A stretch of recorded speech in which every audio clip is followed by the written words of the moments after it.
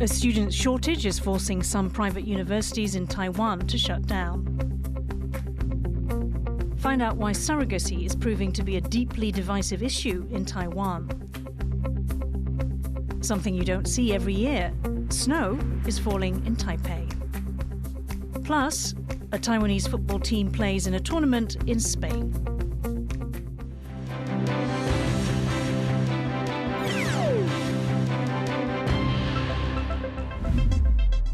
Well, warm welcome to TaiwanPlus News. I'm Ian Kavat.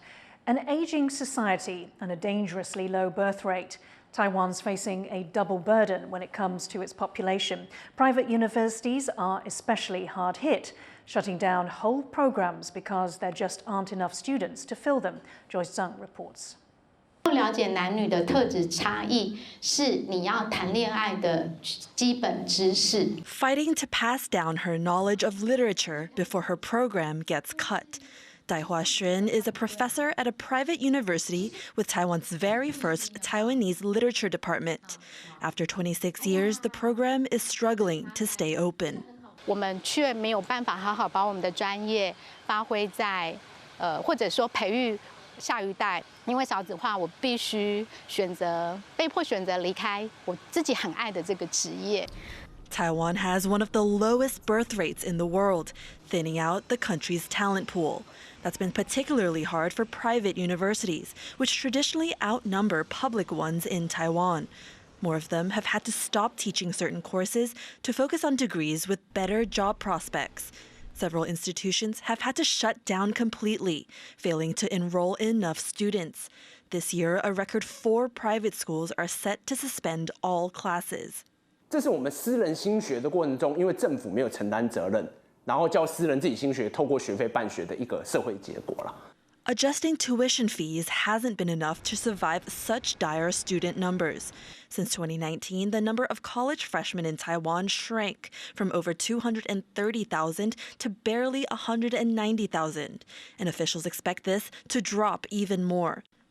The first courses to be slashed have been disciplines like literature, making some of its few students left even more motivated to protect it. 因为我写东西，我可能就是会写东西，写文章，帮这个系留个记录。毕竟我对它其实是有一定程度的感情。If Taiwan can't boost its birth rates, private universities will have to push more technical classes that meet market demand to stay afloat. And so cultural courses like Dai's will keep struggling to survive, a blow to Taiwan's cultural heritage and the people who've dedicated their lives to keeping it alive. Scott Huang and Joyce Zhen for TaiwanPlus. Taiwan's unemployment rate last year fell to an over 2-decade low. The latest government figures put the jobless rate for all of 2023 at 3.48%. That's the lowest since 2000, when it was 2.99%. As of December, there were about 400,000 people out of work.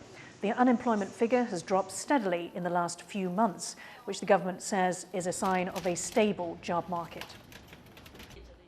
A campaign to legalize surrogacy in Taiwan could be moving forward, with public hearings planned after the Lunar New Year. But as John Van Trieste reports, the issue is proving deeply divisive.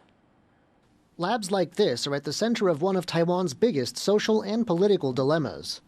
Here, women get pregnant with other people's children, and they're often paid to do it. This practice, called surrogacy, is legal in many parts of the world. But in Taiwan, the law's ambiguous, neither outright banning it nor permitting it. But with strong voices for and against surrogacy in Taiwan, that could soon change. Opponents worry about ethics, especially the idea of women being exploited for their bodies. 台湾不应该把另外一个女性当成工具，或者好像一个自动贩卖机一样，投入金钱就可以购买婴儿。只因为我付钱，就希望就能够买到一个孩子。我们也听到过，因为这个孩子生下来不如我的预期，或者有一点早产，我就不要了。There's opposition on religious grounds too. The Pope recently called the practice deplorable and called for a worldwide ban. An alliance of groups opposed to the practice say the public's on their side. On Monday, they released a survey with close to 8,000 valid responses. Over 80% said they're against legalizing surrogacy.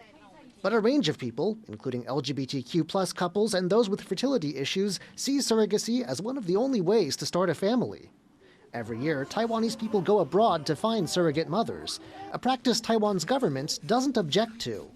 Sophia Lin is the founder of one group that matches Taiwanese women with surrogates in Ukraine and Kazakhstan. She says hiring a surrogate isn't something the women she works with take lightly. It's something she knows from her own experience, too. 对于反对代孕的这些团体，他们认为说我们可以去领养。你知道我在去乌克兰代孕之前，我是被领养团体拒绝的。我们甚至也有不少来参加我们分享会的这些朋友，甚至曾经去上过领养团体的课程，是上到一半，然后被淘汰了。And Sophia says foreign governments carefully vet both the surrogates and the Taiwanese women hiring them, checking eligibility and making sure no one is exploiting anyone else. Sophia says it's time Taiwan starts doing the same. 他们说他们已经生了2个孩子了，生产的过程中并没有产生任何的不舒服啦，好，或者是任何不良的影响，所以他觉得可以替别人生一个孩子，然后又可以赚到微薄的补偿金，他觉得非常的有意义。Advocates like her have seen some political momentum on their side. Politicians like Taiwan People's Party chair Ko Wen-je have endorsed legalization and made it part of recent election campaigns. And in December, the legislature's Public Health Committee approved a draft amendment that would legalize the practice. But the government wants a consensus before it goes any further. 社会上对于代理孕母这件事情还是有许多不同的看法。以这一次的选举的过程当中，那各个政党其实就是说对于代理孕母的态度也都不尽相同。 The Health Ministry is planning 2 public hearings on the issue after the Lunar New Year in February. But with a line so sharply drawn, the consensus it's looking for may prove hard to reach. John Su and John Van Trieste for TaiwanPlus. Electricity has been restored to China's western Xinjiang region after a magnitude 7.1 earthquake struck in the early morning. Chinese state media has reported injuries but no fatalities from the quake. Local authorities say over 100 homes collapsed or were damaged, and dozens of trains had to be suspended in the remote area.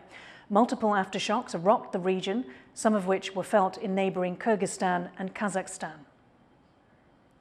At least 8 people have died in a landslide that hit southwestern China on Monday. Rescue workers in Yunnan province are trying to find dozens of people still missing in snowy, freezing conditions. Although landslides are common in this part of China, it's still unclear what triggered this one. Snow has fallen in the mountains of Taiwan's capital, Taipei, for the first time since 2021. Rick Glauert reports on the cold snap gripping the nation. The temperature is dropping here in Taiwan as the country experiences a rare cold snap. It's about 8 degrees here in the center of the capital, Taipei, but just outside the city center, snow has fallen on the mountains for the first time in a few years, causing the closure of some schools there. In other parts of the country, farmers are taking measures to protect their crops and animals from this chilly weather. These low temperatures come during one of Taiwan's warmest winters on record. But meteorologists say that global warming and climate change are making these sudden changes in weather harder to predict. Justin Wu and Rick Glauert in Taipei for TaiwanPlus. Dozens of people are dead in Taiwan after a cold snap sent temperatures plunging across the country. Health authorities say 92 people suffered cardiac arrest in Taiwan on Monday, up about 20 cases from the days before the cold front hit. Officials say more investigation is needed to see if these cases were directly caused by the cold. They're also warning of potential carbon monoxide poisoning caused by heaters and coal burning. A cold snap is sending temperatures plummeting across Taiwan, and zoos around the country are making sure their animals stay warm. Eric Gao has the story. Bobby, the Formosan black bear, is enjoying the cold weather. These bears are typically found up in the high mountains, so the current frigid air gripping Taiwan suits him just fine. But not all the animals here in Kaohsiung Sosan Zoo can say the same. They need more help to cope with the cold. 帮他们加保温灯，然后还有会装布幕帮他们挡风。然后一些室内宿舍比较怕冷的，我们会收进去。Some blankets may be enough to keep animals like these orangutans warm, but other critters, like these tortoises, need special attention. 像冷血动物，它们就会随着那个环境温度，它们的体温会有升降。那所以我们都会特别注意到这些的爬虫，特别是爬虫类。然后我们就会特别交代同仁说，像这种温差比较大的时候，要特别注意一下那个动物的它的活动状况。Animals in this park in eastern Hualien County are getting the same precautions, with capybaras, sloths, and tortoises soaking up heat from lamps. Despite the cold weather, people are still coming out to see the animals, and the caretakers are making sure they're all comfortable enough to give the visitors a warm welcome. Howard Zhang and Eric Gao for TaiwanPlus. Coming up after the break, a Hong Kong judge defends the city's justice system as it faces fierce criticism. Stay tuned.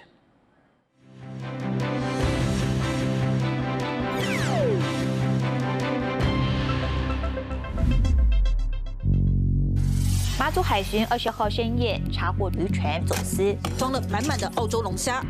其实最大的动力和来源还是中国跟澳洲之间的贸易战。Taiwan, its biggest trading partner is China, but its economic security is dependent on the United States. A national crisis swept Taiwan. 全台闹蛋荒。WTO 呢，昨天达成了贸易协议。这爆裂盒里头居然有白米。 Why did the prospect of imported rice, like a few months of egg shortages, provoke such a strong response from the Taiwanese people? 台湾要做国际贸易，它不能够把农业当作是一个断点。 But this was explicitly not the Taiwan crisis you're probably always hearing about. Is Beijing, in your view, threatening Taiwan with war? Yes. Tensions have been rising across the Taiwan Strait. Kinmen Island is less than 3 kilometers from the China. 两岸加速疫情处理。面对中国的体制问题，台湾跟香港是共同的。Could Taiwan follow in Hong Kong's footsteps? Finding Formosa, every Friday, 7 p.m. on TaiwanPlus. Thanks for watching TaiwanPlus. For more news from Fiji and around the world, download the TaiwanPlus app.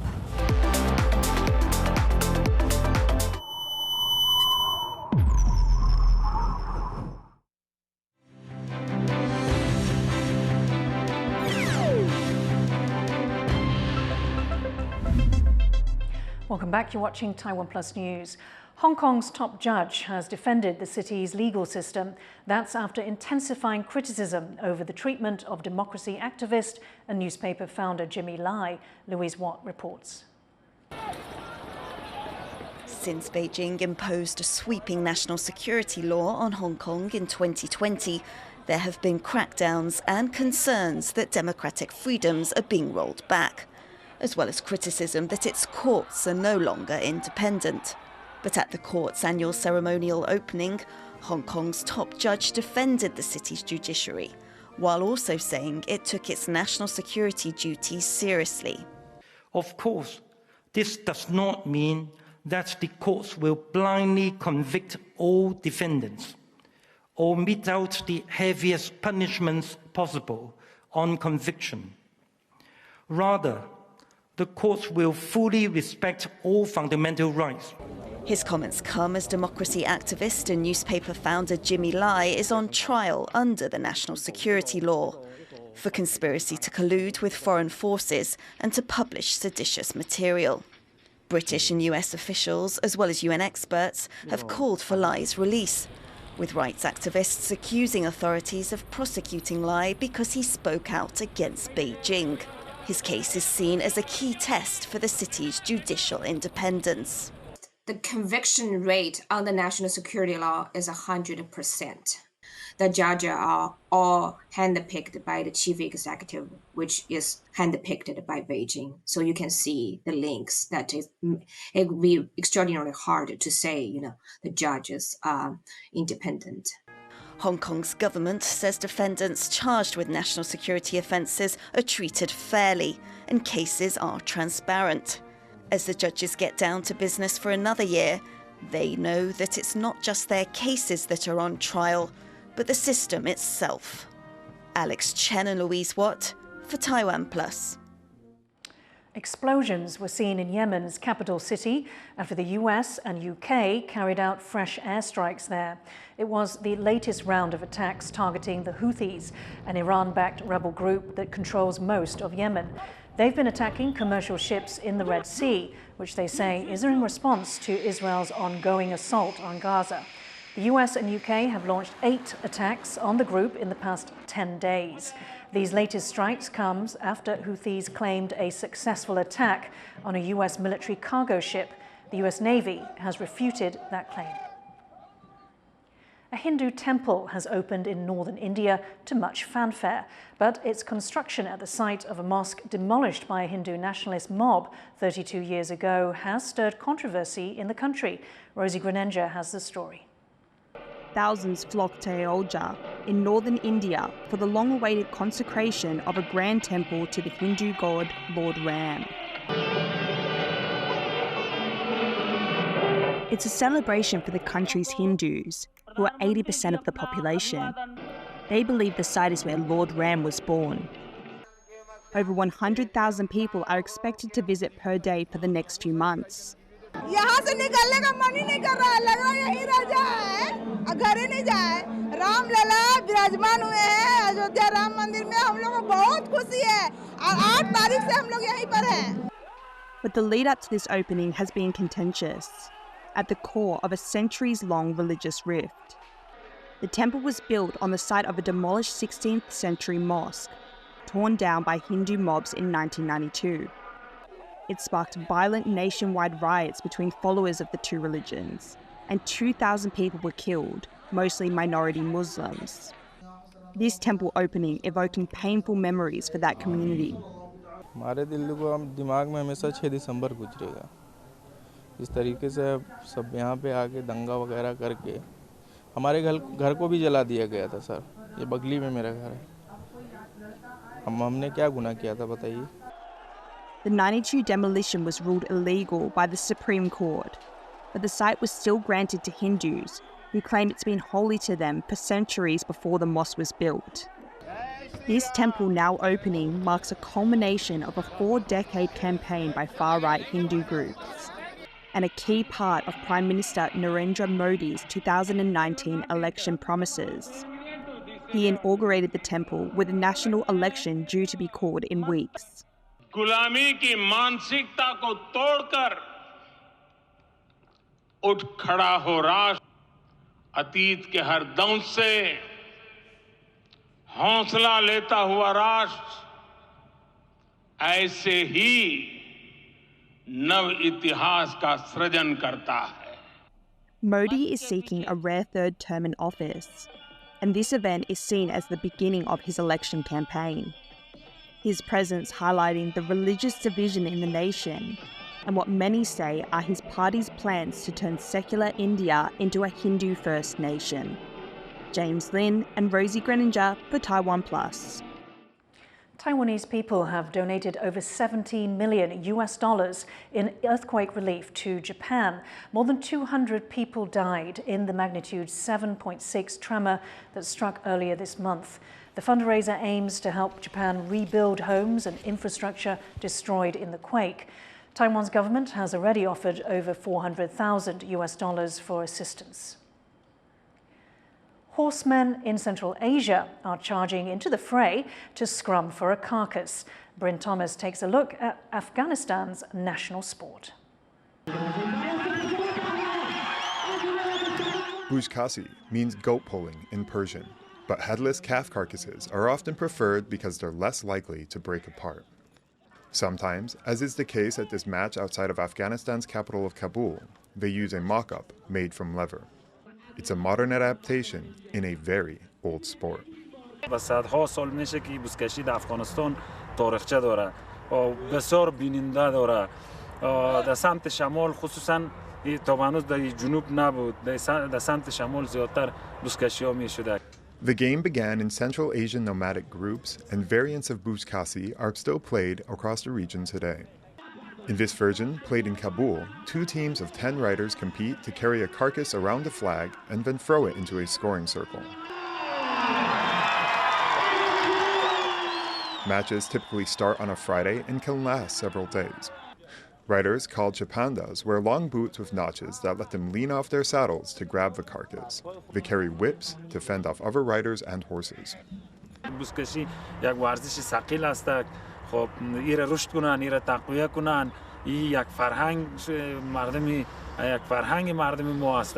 این دست نره، این تقویت شود، دیگه هم رشد کنه. این جهانی شود، مثل که کرکت شده، مثل که فوتبال یک بازی جهانی است.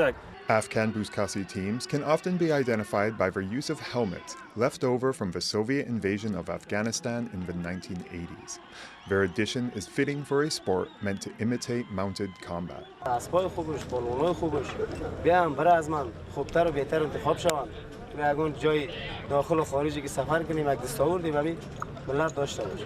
The Taliban banned Buzkasi when they first ruled Afghanistan, starting in the mid-1990s.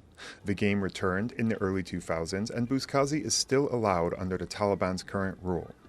Although there isn't a woman in sight, the sport is a rare indulgence under a regime whose vice and virtue ministry has banned video games, alcohol, and music.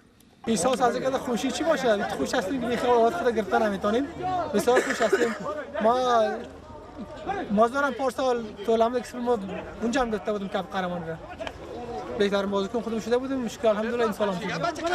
another match in the bag, many here are happy to see Afghanistan's national sport in full stride. Eason Pan and Bryn Thomas for TaiwanPlus. Last summer, a squad of young Taiwanese footballers got to play in a youth tournament in Spain. While Taiwan hasn't embraced the world game as much as some other Asian nations, the experience showed the country still has some promising talent. Jaime Ocon has this story. These young footballers are the first to represent Taiwan at an international youth tournament in Spain in September last year. The Arnedo Cup is held every year in La Rioja, and youth teams from elite European clubs have taken part in the past. So it was quite a coup for these kids from Kaohsiung to be here, especially because they weren't supposed to be. The invitation came through Yuan Yun-Ceng, one of the few Taiwanese football players to play professionally overseas. He spent 2 years on the books at the local pro club Racing Rioja, and he was the one who saw the opportunity for Taiwan to make an unlikely late entry into the tournament. 那个时候 Arnedo Cup 他们是名额是满的，对，但是呢刚好有一组的球队他们没有临时就是没有办法来参加。我的经纪人跟我讲说，就是要不要去争取看看？就是台湾的小孩有很多缺乏一个让世界看到的机会，所以呢透过了经纪人，然后呢就是我也跟台湾这边做接洽。Soccer is not as popular in Taiwan compared to other sports like baseball, basketball, and badminton. Some have even called the country a football desert for its lack of development, talent, and facilities to properly support a professional league. But Taiwan has been trying to build more fields and make the sport more attractive. Given the chance to play with some of Europe's youngest talent, coaches here in Taiwan weren't going to pass it up. 这个比赛它是在西班牙他们足球赛季开始前一个很重要的比赛，所以其实各大俱乐部、西甲、西乙的俱乐部都会派他们青训队去参加这个比赛。我一看我就说，这肯定要去的，如果有机会。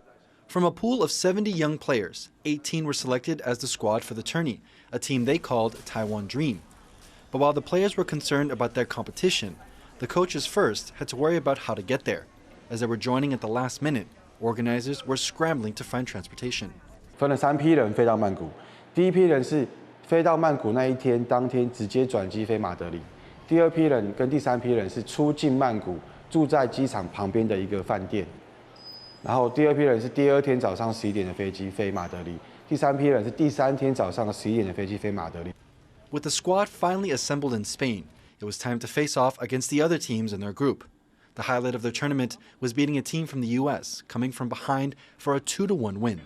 我们原本1球落后，追平之后1比1，然后最后要结束的时候，我们右中场原本要被教练换下去，教练就叫他下，然后他没有下，然后他最后自己带球，然后射进1颗。Taiwan Dream failed to advance from their group and placed 13th out of the 16 teams in the tournament. A modest result, but a great learning experience for a team that could barely have imagined performing on such a stage just a few short weeks earlier. 我们没有最后1名，我们本来以为我们会最后1名。结果我们还赢了一队西班牙的球队，跟唯一一队从美国来的球队，叫做德州太阳能。所以这整个过程，其实我可以感受到孩子们前所未有的快乐。The players and coaches say the trip was a huge success in showing that Taiwan is not a football desert. And the hope here is that Taiwan can continue to kick on and show the world it can compete. Ryan Wu and Jaime Ocon for TaiwanPlus. Tourists coming to Taiwan ahead of the Lunar New Year will get to take a special decoration home with them. Tiffany Wong reports. Greeting travelers with well wishes for Lunar New Year. For the first time in 4 years, Taiwan's largest international airport is holding a special spring festival event, teaching new arrivals the art of calligraphy. It's my first time, and I'm very happy to have this. Meant to bring good luck and prosperity, these decorations can be found on many buildings in Taiwan. Now, travelers can take a piece of that tradition with them into the new year. 希望所有的旅客都能够享受到这个体验到写书法的快乐。毛笔拿起来的话，你知道写的字怎么看都怎么好看啊！那尤其春联挂在你的家，你的家就跟人家不一样。 And with the help of these masters, these first-time calligraphers will surely have a show-stopping piece to bless their homes, wherever that may be. Alex Chen and Tiffany Wong for TaiwanPlus. Thank you for watching TaiwanPlus News. Finally today, check out this rare snowfall in the mountains of Taiwan, triggered by a cold snap gripping the country. I'm Ian Kavat. Take care. See you next time.